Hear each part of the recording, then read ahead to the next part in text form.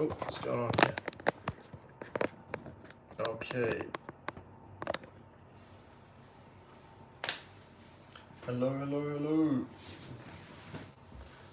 one is in the stream yet. I'm going to put some long pants on for the start of the stream.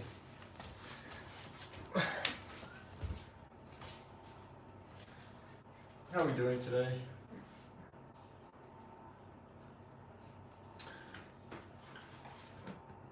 Gonna wait for a couple of minutes.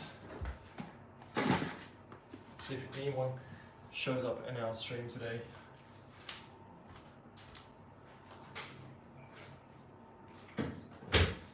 And we need to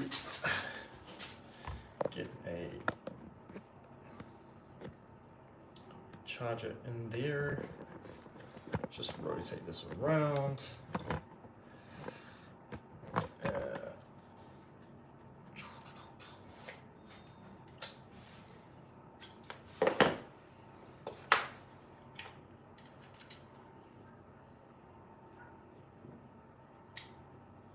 All right.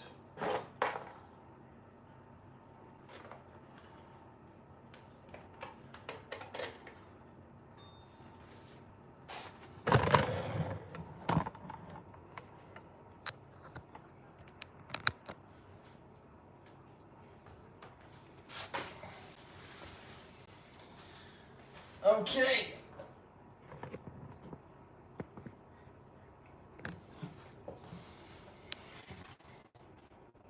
So I will begin when we have at least one person in the live.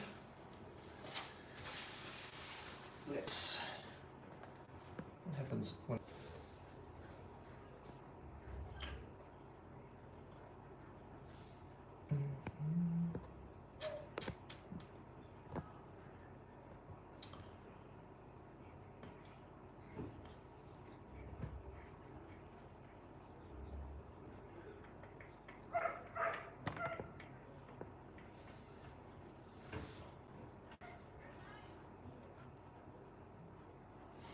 So if we don't get anyone in here in the next, let's see.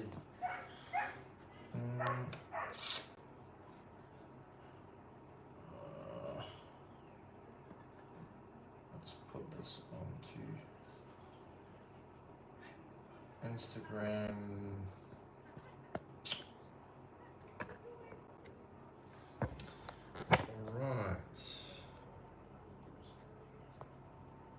Let's see. Hello. The first person has turned up. Now, I haven't done a live for a while, but we're going to start at the 5-minute mark. So, if you're ready and keen for the workshop, then I suggest just finding a space, and we're just going to talk about how to actually get stronger in calisthenics. I'm going to answer some questions and we'll go through some exercises that are really helpful. If you can hear me, please write in the chat. Hello. So we're going to start, we'll start in 1 minute. And we're just going to go through, I want to answer your guys' questions, especially as well. But we're going to just go through a really basic, beginner-friendly workshop with just exercises that you can learn at home, and you can basically build a strong foundation at home with these exercises. And I'm just going to go through those with you guys. If you can hear me, can you please write in the chat, whoever is there? Just want to confirm that. Okay.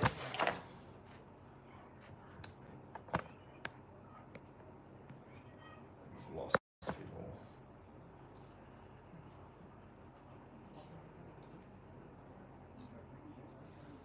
Give it Just give it 2 more minutes. And I'm going to start because I might as well just post this as well.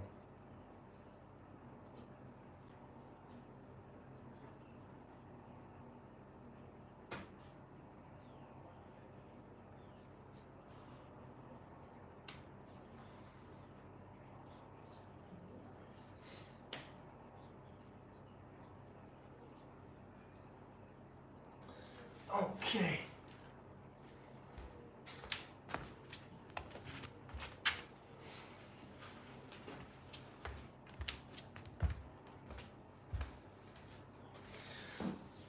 All right.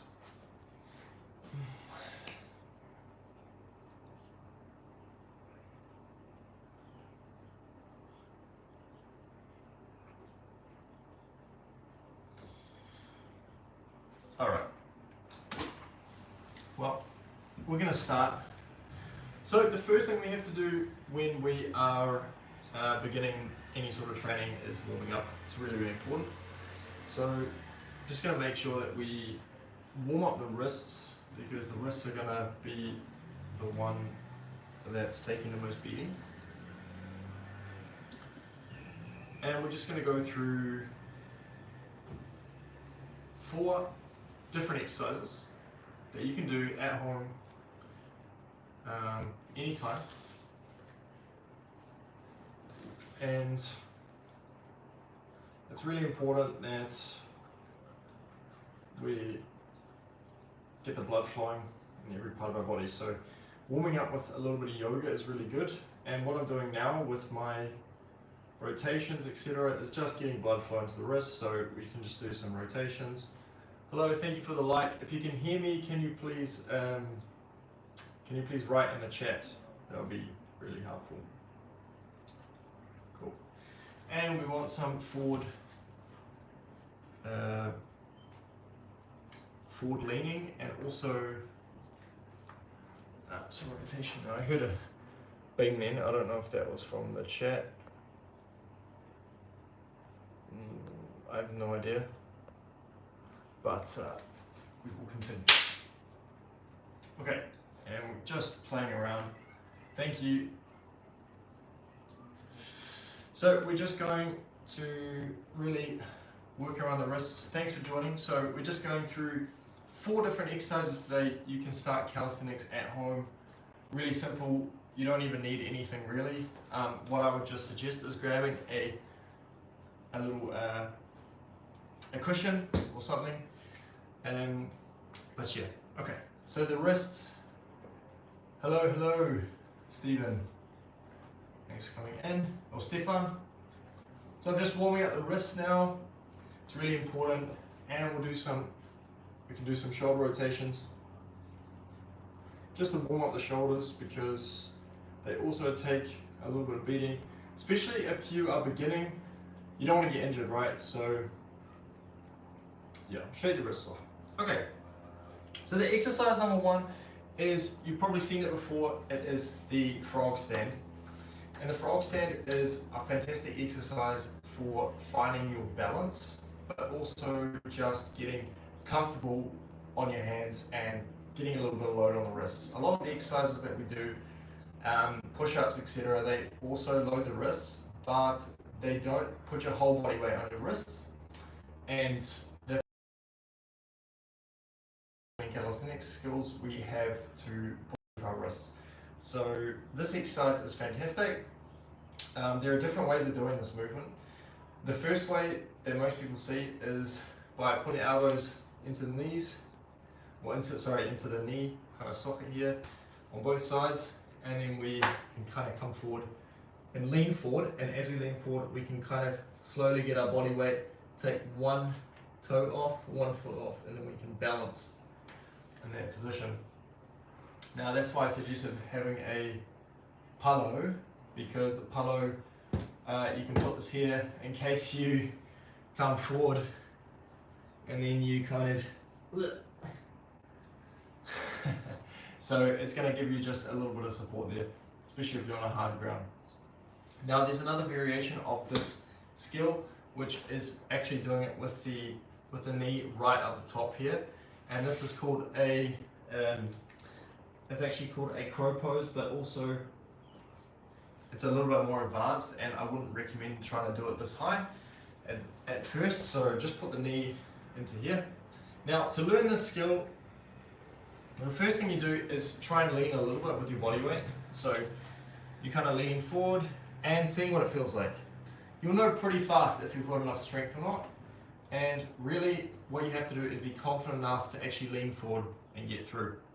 Now, you want your wrist to be actually pointing slightly outward. And the reason for that is because we're putting a lot of pressure on the wrist, of course.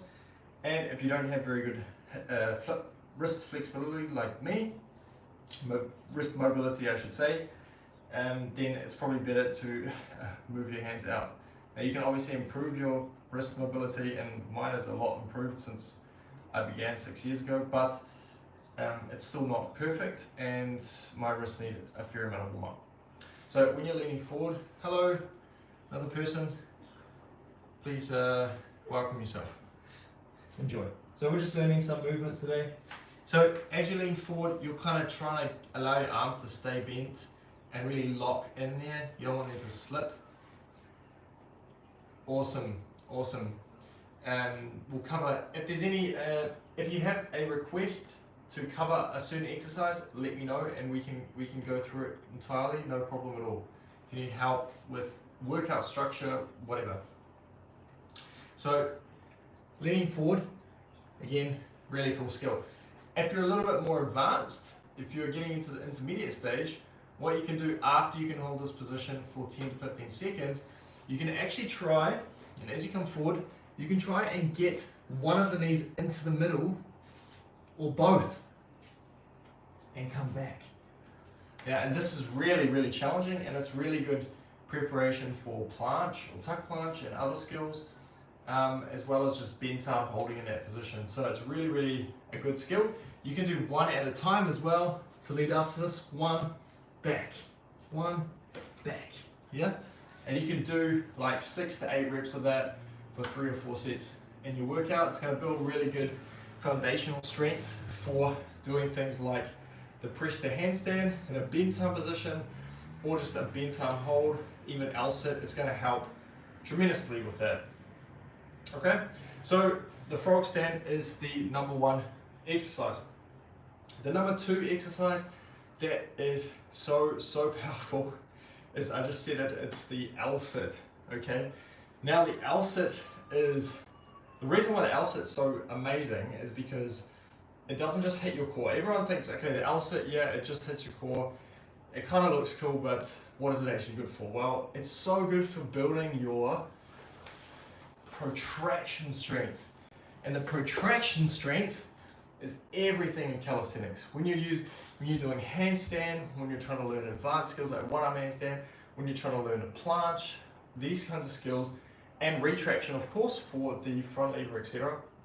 But when you're trying to learn handstand push-ups, when you're trying to learn these skills, you need to have that strong protraction strength. So you build that through your L-sit. Okay? So, I've got a very small hallway here. But the point is, in L-sit, you're really trying to protract. So it's actually good to try this position with bent legs first. And most people say, oh, just do it on an elevated surface and stuff. Yes, you can do it on an elevated surface. That is great too.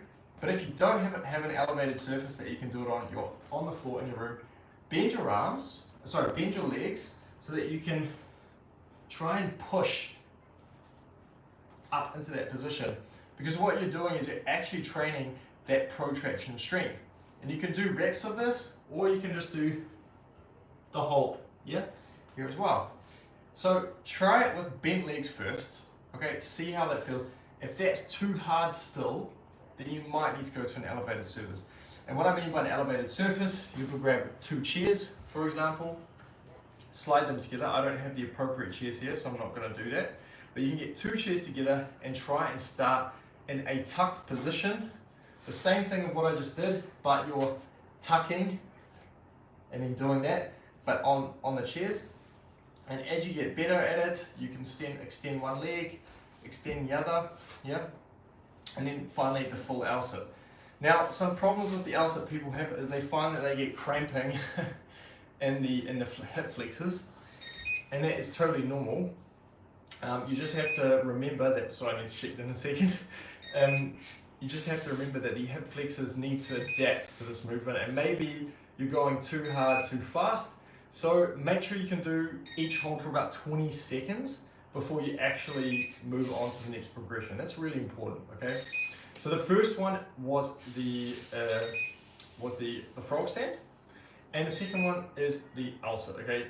Both of them excellent exercises, and again, if you're a little bit more advanced, if you're an intermediate, you can obviously do the L-sit on the floor. That is an intermediate-ish exercise. It's much harder than elevated. So that just means in the position, you're leaning forward and then coming up.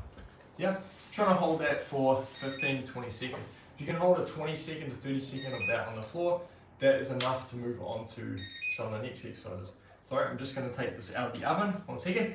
If you have any questions for me, please write them now and chuck me some likes on this live, just so we can get more people coming in. But if you have any questions, please write them to me. I'm going to be about 1 minute. I'm just going to take something out of the oven. Bear with me now.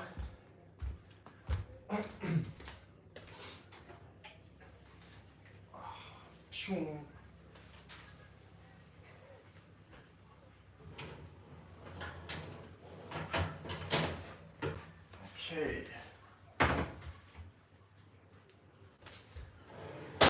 Stuff.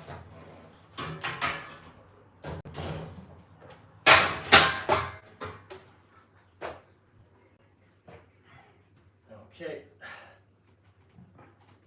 Excuse me, everyone. Okay. All right. I'm back.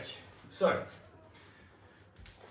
do we have any questions that came up just now? Let me just check. Any questions? Nice. Working on the tuck plunge and tuck plunge to pike. Tuck plunge to pike. Okay. So from a tuck plunge, meaning from here to a pike, bent arm or straight arm? Tuck plunge to pike. So here.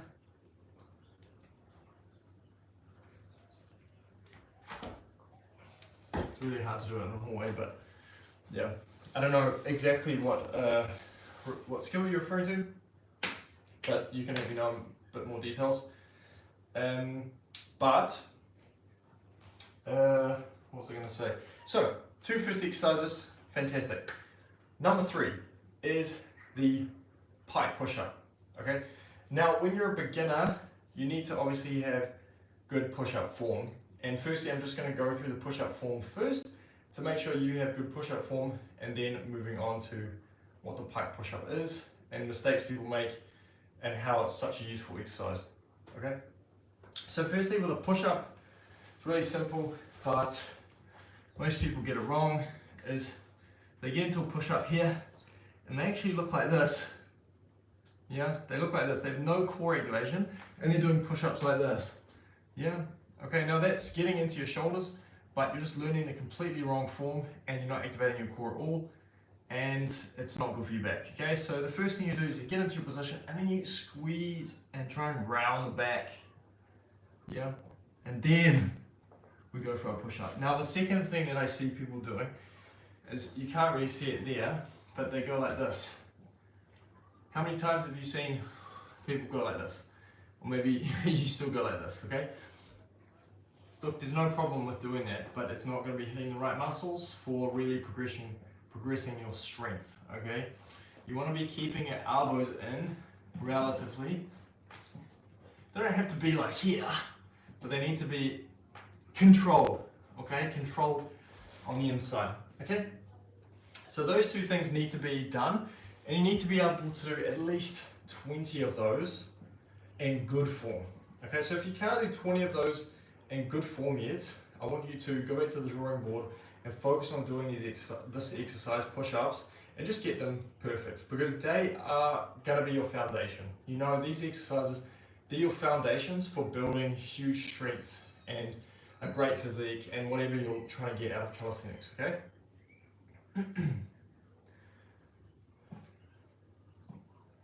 I'll sit. I mean, tuck planche to L sit, is that what you meant? So, tuck planche, what? I don't have enough, I'm 6'2", so I don't really do this. I can't even do it on the floor, but I can do it on my fingers. Yep. So I don't know what you're referring to, but cross legs. So you're trying to go from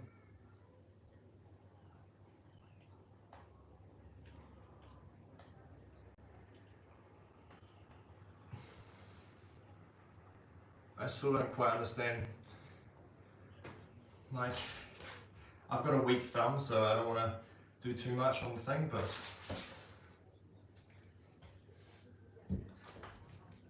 and then up, I'm guessing. Yeah. For me, I've never trained that skill, and if that's what you're referring to, I can do. I can 100% do it on parallettes, no problem. On the floor though, it's a little bit tricky.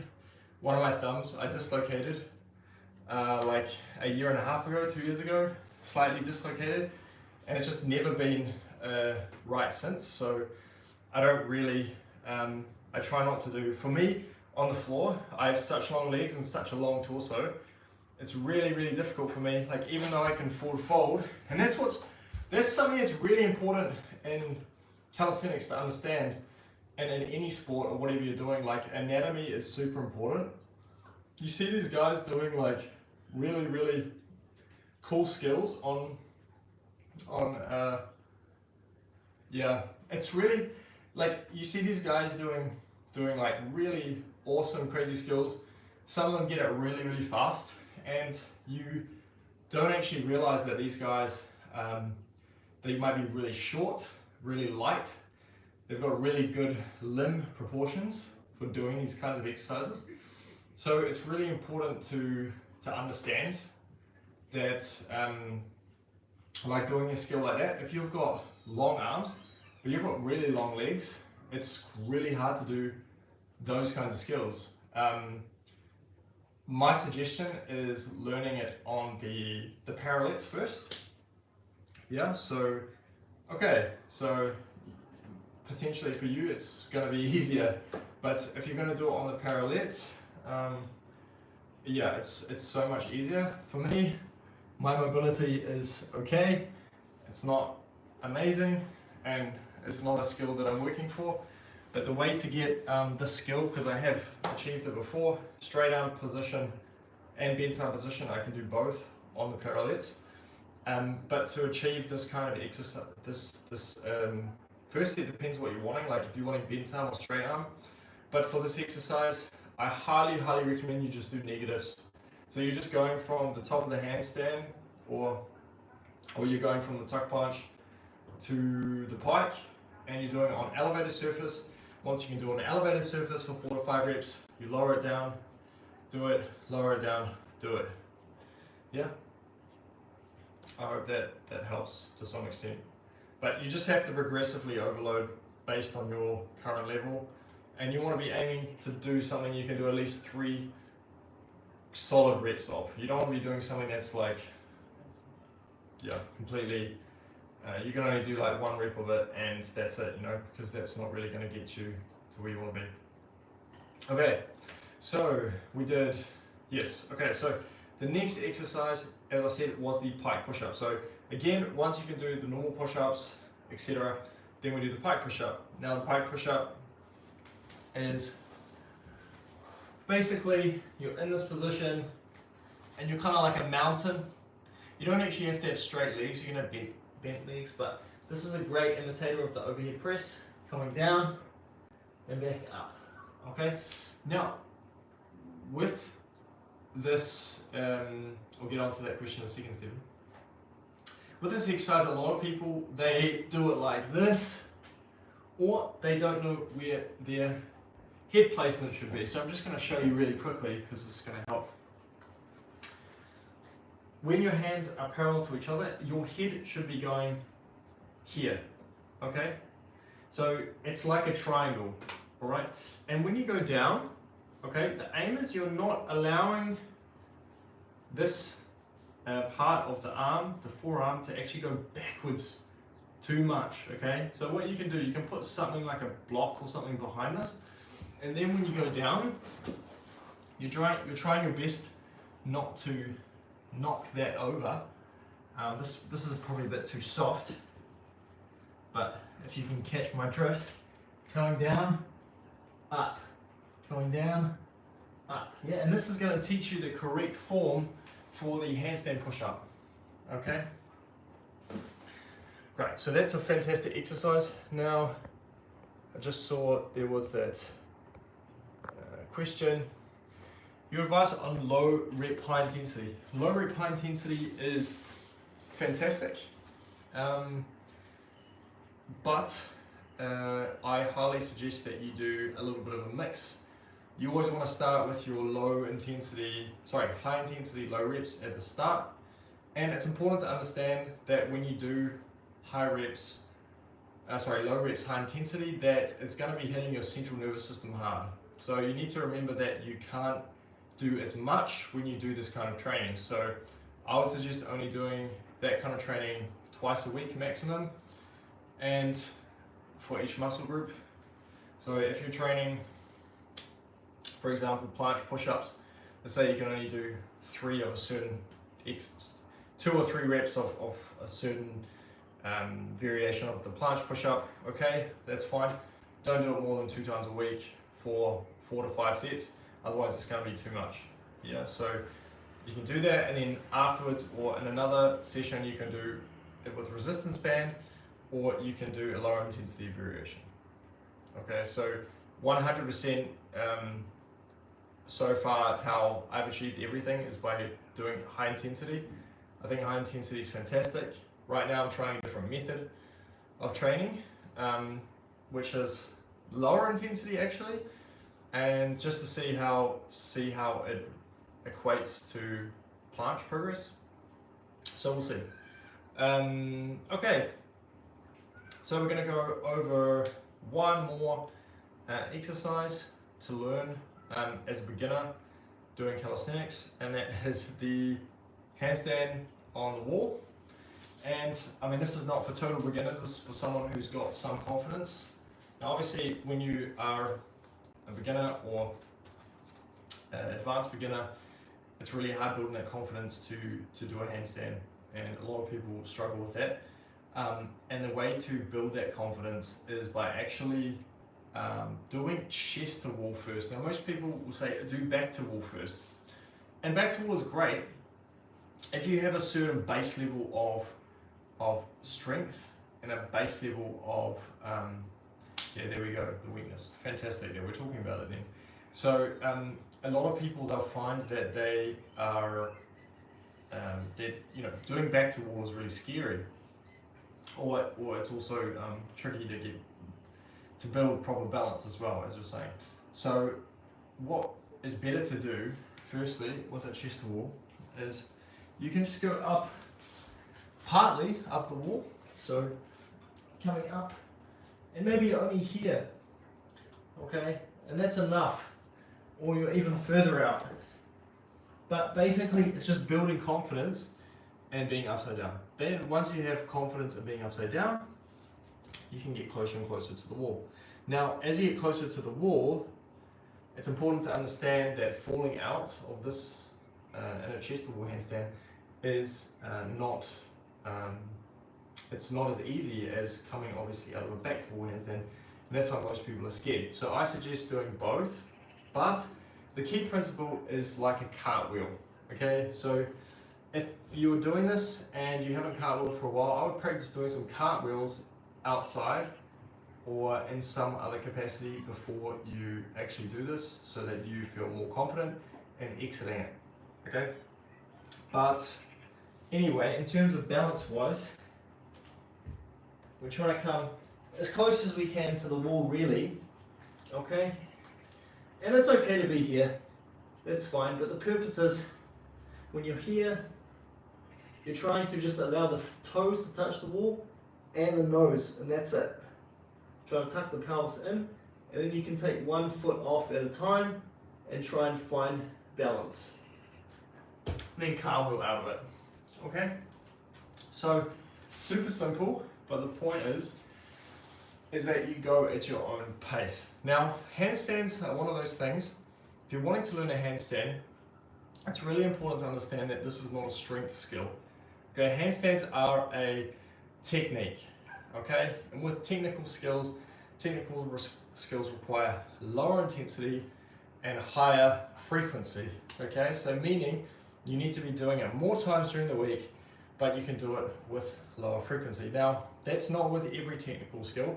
Some technical skills, like the one arm handstand, to progress in a quick manner, quick meaning still maybe not seeing progress for 2 or 3 months at a time, but the point is to get progress in this kind of skill, you need to be doing more than just 10 minutes a day. It's not enough because the skill cap is really high, unless you're okay waiting for a few years, like 4 or 5 years potentially to get it. But you need to understand that there is like skill caps. Yeah, so with a handstand, you can expect to get a normal handstand 15 seconds within 4 to 6 months. If you're doing 5 to 10 minutes a day, okay? It's not that difficult, it just takes consistency. So every day, 5 to 10 minutes, kicking up on the floor, 3 sets, kicking up on the floor. Maybe you do for 3 minutes, 4 or 5 minutes, kicking up on the floor, bailing, falling out of it. Then you do maybe 2 to 3 minutes back to wall handstands, and then 2 to 3 minutes of chest to wall handstands, just resting in between, or 2 or 3 sets, whatever that equates to. You're doing about 10 minutes, at least 5 times a week, at least 5 times a week, and then you are going to be on your way to the handstand. And the thing is, with this kind of skill, you have to remember with all these skills, is they all take time. Okay, you're not going to get these things in like 1 week. Okay, yeah, frog stand, you're going to get it maybe in 1 or 2 days. Potentially, maybe it will take you a month for some people. But the point is that these kinds of skills, they don't come easily for most people, and it takes time. So everyone's starting point is different, and you have to remember that it's okay. It's you against you, and it's just trusting the process that consistency and frequency is way more important than just doing a 2-hour session once every 2 weeks. Okay, it's not going to work that way. It doesn't work that way. So stick to the basics, stick to focusing on where you're at and slowly progressing as you go, and you'll get to where you want to be. Okay, so we had the frog stand, we had the pike push-up, and we had the L-sit, and we had the handstand. So that's what I was going to talk about today, guys. If you guys in here have any more questions about calisthenics, starting calisthenics, training, personal training as well, because that's what I do offer too, then you can send me a question here. I'll stay for another 2 or 3 minutes, answer some questions, maybe a bit longer, and then I'll pop off for the night. And I'll plan to do another session on the next Sunday, maybe at a slightly different time, because I don't think that there's many people on at this time. Might be better a bit later in the evening when people in other time zones are on as well. And if you have any requests for future YouTube videos, let me know as well, because I'm totally open to receiving those. But yeah, fire away if you have any questions, please.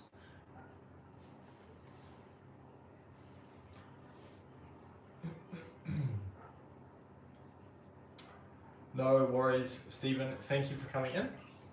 We'll see you on the next one. Peace. And I hope my tips could help you. And yeah, So for those of you, there's two new people that have come in. We just went through some basics for calisthenics. If you guys have any questions, I'm going to stay for another few minutes just to answer some questions. And if you want me to go through anything, then you can request that. If you have questions about what I do in my training, how things work for me, then you can ask. Feel free. I would actually be recording this outside today, but I'm not because I got a little bit too much sun yesterday, and I don't want to make my skin peel or anything. So I'm just taking it easy today, not getting too much sun. Did the workout outside and had a swim earlier, but yeah. So I'll stay for a couple more minutes, answer some questions. Maybe I'll do some handstand while I'm waiting for questions. What do you guys think? Let's see. Hey, how's it going? How you doing? How is it going? So I'm just staying for a couple more minutes, 2, 3, 4 more minutes, just to answer some questions. Went through the live for just some basic calisthenics stuff, and yeah, went through some L sits, frog stands, pike push-ups, how to do proper push-ups. So yeah, if you have any questions, just hit me up, let me know, and yeah, we'll continue. I'm having trouble while doing pike push-ups. Yes, the pike push-up is a hard exercise. I have a couple of tips that is really, really powerful for the pike push-up, okay? So we'll go through them quickly, which I didn't go through before. So the first thing is how you're doing the pike push-up, okay? And are you actually at the level to be able to do it yet? Can you do 20 clean push-ups? That's the first question. When I mean a clean push-up, I mean with your elbows in, flat belly, coming down, up, yeah? 20 clean push-ups. Now, sorry, I need to get this in a second. So if you can do 20 clean push-ups, okay, fantastic. If you're not sure, record yourself so you can see how your form is. Okay, great, amazing. So with the pike push-up, sorry, I'm just going to turn the oven off for a second, and then I'll answer. So with the pike push-up, there's two things. The form is really easy to get wrong. Okay, so again, you've got to keep as strict form as possible, and yes, it is difficult. So again, it's here. I'll move back a bit. Coming down and up. Now, the first thing is that you are, sorry, I didn't see those, how do I see those again? Here we go. How flexible were you at the beginning? I'll answer that one in just a second. So, so here in the pike push-up, okay, there's two key things. Firstly, you want your head going here. Okay, that's the first thing. You've got this kind of triangle set up. Here's the triangle, and your head is going to here. Okay. The next thing is, I want you to try and put something behind your forearm so that it doesn't go backwards. If you're going backwards, your pike push-up's not correct. Okay. So the yoga block is the best thing, but right now I'm just going to demonstrate with this. So you're coming down in the pike push-up. See, my forearm is not moving, and you need to do this. You need to learn this for if you want to do handstand push-ups, or you want to do press to handstand, because you need to make sure that the elbow doesn't move, because otherwise you're going to fall out of the handstand. Okay. So the first thing is get your form really good. Okay. And then you might say, okay, well, now I can't do any. Well, now I can't do one properly. Okay. What you're going to do, you're going to take basically some books and or whatever you have, and you can level them up, and then just do partial reps. Okay. Partial reps meaning you're here and you're only doing half of a rep, okay? When you can do 10 half reps, Then you're going to go a little bit lower, 10 of those, a little bit lower, until you get to the ground, okay? Then you can supplement that with wall handstand push-ups as well, and then you're going to be going for gold. Okay, and now we have, how flexible was I at the beginning? Flexible at the beginning, well, I was not flexible at all, to be honest. I did focus flexibility for 6 months. Now I just do mobility. I don't really focus on flexibility too much, but I do care about my mobility. And I just do 10 minutes of warm up every day. And that's it for now. I do a little bit of pancake stretching here and there, but otherwise not a crazy amount. But yes, calisthenics massively helped me. Amazing, you can do 17 decline. How much does it take to learn like you? What do you mean? I'm a trainer as well, you know, I'm a personal trainer, and it's really good. I can use this to help people as well. Thank you, mate. I really appreciate that. It's just how you do it. It's how you learn. I've got a lot of experience with it, so yeah, it was a struggle for me as well, and I can relate as well to you, because the handstand push-up was a huge goal of mine for a long time, and I had to, you know, being a taller, heavier person, like I'm 188 centimeters, and being heavier as well, like it's a more of a struggle to learn calisthenics. So for me, I really tried like everything in the book, and I just want to give you guys like the real deal, you know. I don't want to say anything. Thank you so much. Thank you. All right, I'll take one more question if any of you guys have got one more question, and then I've got to shoot off, so let me know.